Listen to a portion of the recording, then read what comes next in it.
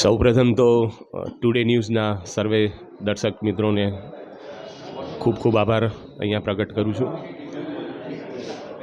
સૌપ્રથમ રાષ્ટ્રીય સ્તરના અમારા આગેવાનશ્રીઓ, પ્રદેશ સ્તરના સૌ આગેવાનશ્રીઓ, જિલ્લાના સૌ આગેવાનશ્રીઓનું, પાલનપુરના આપણા ધારાસભ્યશ્રીનું, અમારા મંડળના સર્વે હોદ્દેદારશ્રીઓનું અને શહેરના સૌ વડીલ કાર્યકર્તાઓ અને વર્તમાનમાં સૌ હોદ્દેદાર કાર્યકર્તાઓનો હું હૃદયથી ખૂબ ખૂબ આભાર માનું છું.